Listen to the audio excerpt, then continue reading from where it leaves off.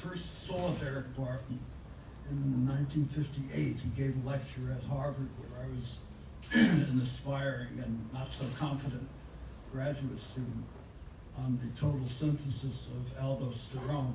It was an amazing synthesis involving something called nitrite ester photolysis. Just an incredible thing. The next time I met him, I was a then young, relatively young assistant professor at the University of Pittsburgh at a conference given by Roussel Duclos pharmaceutical company at the time. And Mr. Derek was sort of in the audience as the resident guru. And I gave this, what I thought actually rather polished lecture. And came to the end of the lecture, we needed to do an epoxidation of some sort with stereochemical control. And I explained the virtuosity of the move that was accomplished. And I implied in the lecture that I had actually predicted this result.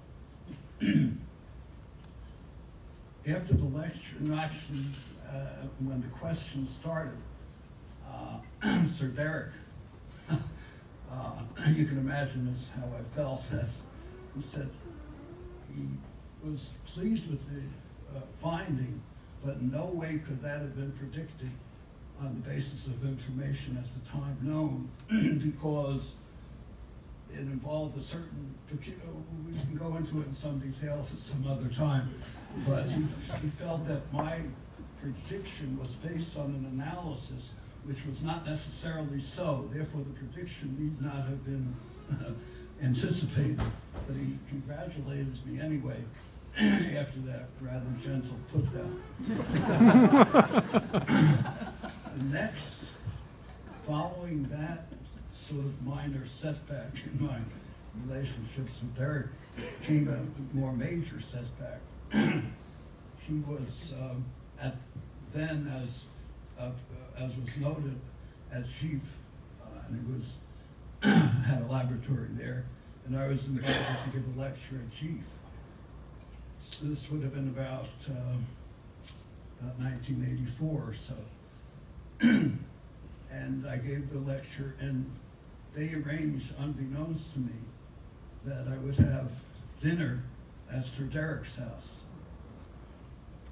However, since I didn't know that I would be faced with this, what one would ordinarily think as an opportunity of some scope, no one's apprised Sir Derek of my dietary sort of peculiarities, i.e. kosher.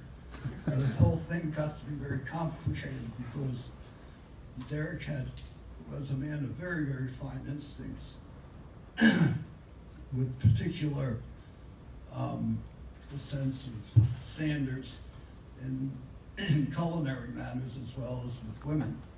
And so they prepared this meal, which I was unable to partake of. So I didn't have the courage to tell them. I should have. That was bad on my part. And so here I was. Lady Barton had prepared this meal, and I was just sort of sitting and not eating. And he took that to mean that somehow I didn't approve of the meal or something like that. I didn't have the courage to tell him why. That was stupid on my part. So that was setback number 2. Nonetheless, Derek was a forgiving sort of guy. So he was actually at Texas A&M. He was kind enough to award me the Tetrahedron Prize in about 1995, which was one of the highlights of my life. And that was I subsequently saw him one more time, and it was a great privilege to do so at Texas A&M. So it started on a sort of shaky basis, but everything ended with great style and deep satisfaction. He was really a giant.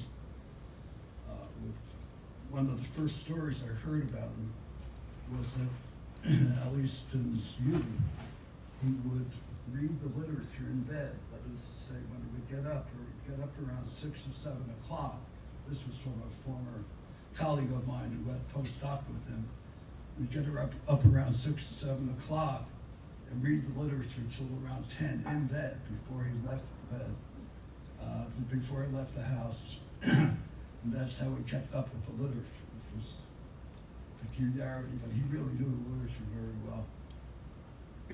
So it's a particular honor and privilege to be awarded a medal honoring my own work, but in a deeper sense, the work of Derek Barton.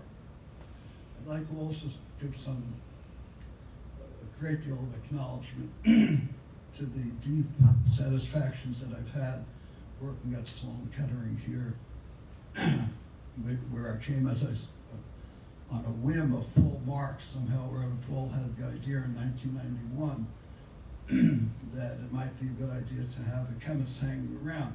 He got that idea, actually, I think, from his interaction with Richard Lerner, who was then president of the Scripps Foundation.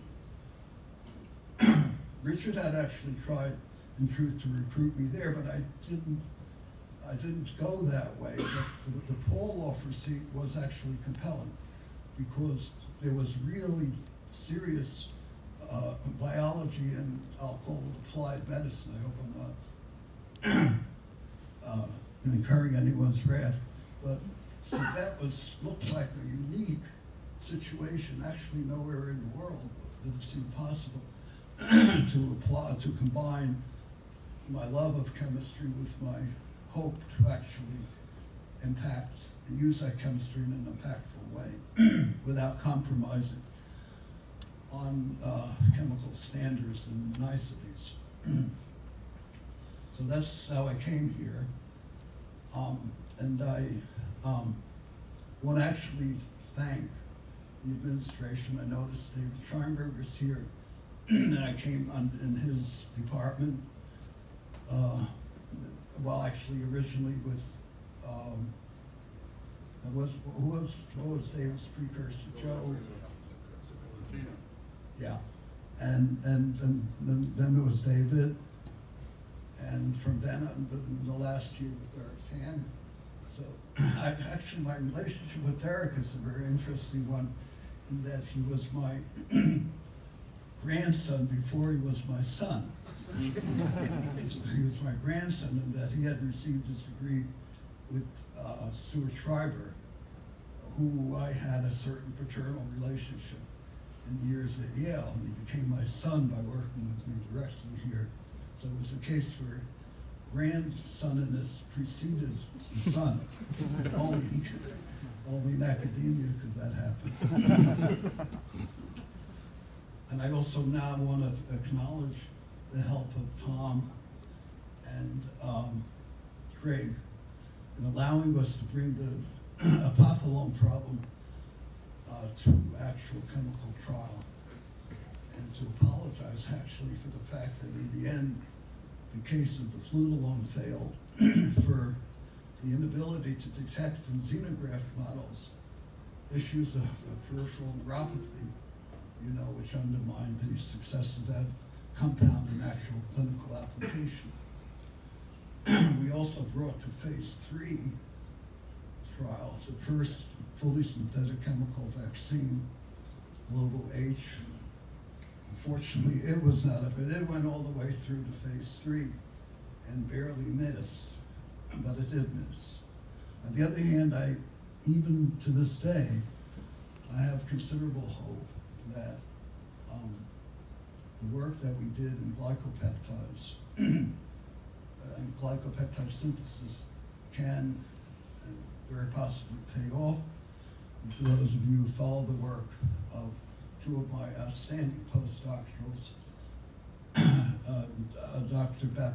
Baptiste Abasat and Bill Wolkovich, who have taken and actually well on the way, significantly on the way, put it that way, to developing an AIDS vaccine based on glycopeptide constructs made by fully synthetic methods, and work in some other things that are still have some possibilities that I'll, believe it or not, try to bend Craig's ears for another 10 minutes to work up some interest.